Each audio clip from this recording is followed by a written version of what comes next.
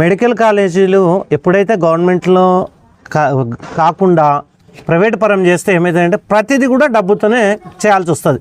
ఇప్పుడు మనం గవర్నమెంట్ బడులు ఉన్నాయి, ఇప్పుడు జిల్లా పరిషత్ స్కూల్ ఉంది, మనకు విద్యకు కానీ ఏదైనా కానీ మధ్యాహ్న భోజనం కానీ ఏదైనా కానీ పేద విద్యార్థులకు పేదలకు అనుకూలంగా ఉంటుంది. అదే ప్రైవేట్ పరం చేస్తే 1.5 కోటి అంటే కూడా ఖచ్చితంగా మనం డబ్బులు పెట్టి చదువుకోవాల్సిన పరిస్థితి వస్తుంది. అందుకని ఈ 1 కోటి సంతకాలకు అందరు కూడా మద్దతు బాగా ఇంటింటి దగ్గరికి వెళ్తే కూడా అందరు కూడా బాగా సపోర్ట్ చేస్తున్నారు. ఎందుకంటే ఇది మంచి పని కాబట్టి ఇవన్నీ విజయవంతం చేయాలంటే మనం అందరం కూడా పాల్గొనాలా.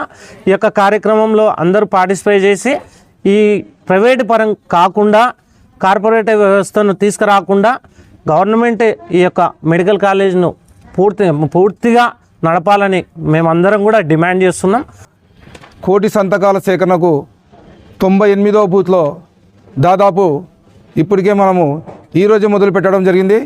ఈరోజు దాదాపు 75 సంతకాల సేకరణ చేయడం జరిగింది. పేదవారికి అదేవిధంగా విద్యార్థులకు అందరికీ కూడా నష్టం కలిగే విధంగా ఈ యొక్క కార్యక్రమము జరుగుతుంది. దీన్ని పూర్తిగా మేము వైఎస్ఆర్సీపీ తరఫు నుంచి వ్యతిరేకిస్తున్నాము. అదేవిధంగా పొదుపు లక్ష్మీ దేవాలయ దగ్గరికి మాకు పొదుపులో డబ్బులు సరిగా ఇవ్వడం లేదని చెప్తున్నారు.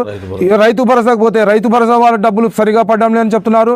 అదేవిధంగా రైతులు చూస్తే గొగ్గోలు పెడుతున్నారు. రైతులైతే యూరియా దొరగా చాలా అవస్థలు పడుతున్నారు. ఈరోజు పంటలు వేసుకున్నా కానీ రైతులకు యూరియా లేక చాలా ఇబ్బంది పడి చాలా కష్ట నష్టాలు పడుతున్నారు.